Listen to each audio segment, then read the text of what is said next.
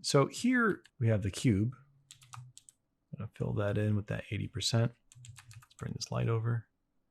Now, the thing with a cube is you have certain new opportunities for us. Now, there's something we call a 1, 2, 3 read, but let me just talk about what a 1, 2, 2 read is. So right now it's just one value. We can assign that value the number 1, or A, B, or C. We'll just say it's 1, right? If we take that value and go halfway to black, approximately, and then fill in these sides with this new value, we could assign a number to this value, number 2 or B. Now it's a 1, 2, 2 read, meaning this is what we assign number 1 or A, and then this is 2, but this is also 2.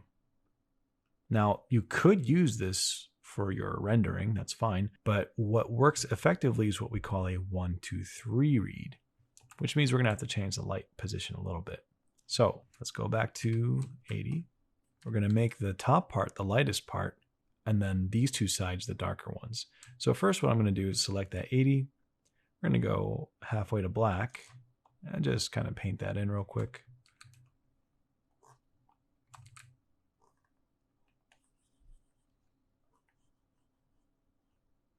Okay, now instead of using that same shadow value over here, which would make it a 1, 2, 2 read, I'm gonna go back to 80. Instead of going halfway to black, I'm only gonna go 25% the way to black.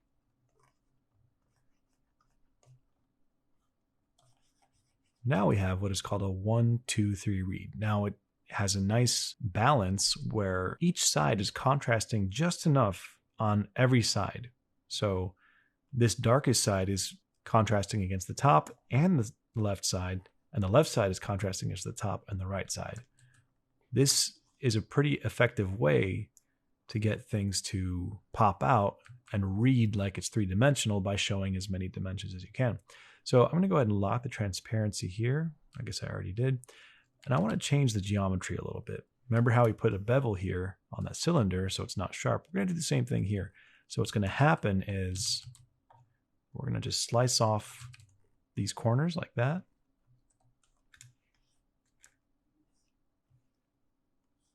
And we're going to pretend that the wireframe is now like a cylinder or a bevel. It's going to be sphere-like there. And the wireframe is now doing something like that, which means there's going to be a highlight here as it transitions to the other side. So that'll be rounded as well. So I'm going to unlock that transparency. I'm going to just use the eraser tool and just erase those edges.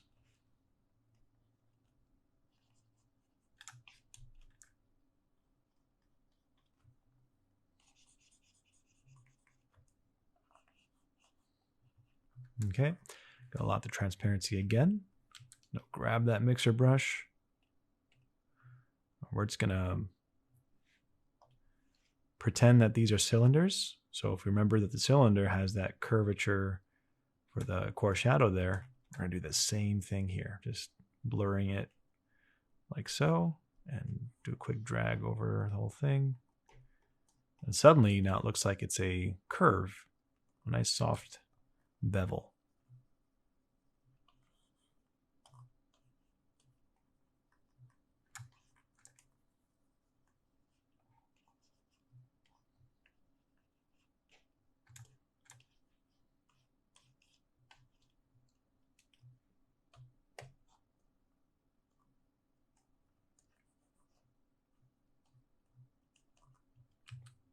You zoom out, it looks nice and three-dimensional.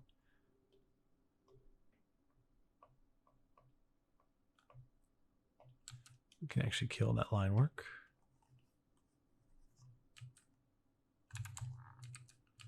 And we're going to add that highlight that we talked about.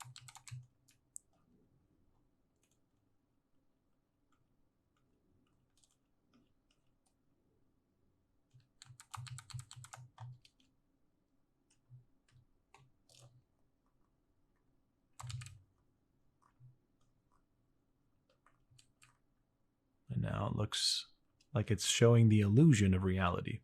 One thing I'd also like to mention is that this value here is pretty much uniform on the whole side. Same with this, it's uniform, that is uniform. One thing I'd like to recommend for this, but also for your paintings, is any given shape that has a value or color or texture, try to have a gradation where it's from one value gradating to another, either this way or the other way. So if we select this color and just pick a slightly darker version of it, and you grab an airbrush and have a very subtle indication like that, suddenly it feels a little bit more realistic. It's a very small trick that'll make things look nicer. Because in reality, it's pretty rare for something to have a uniform value across the whole thing.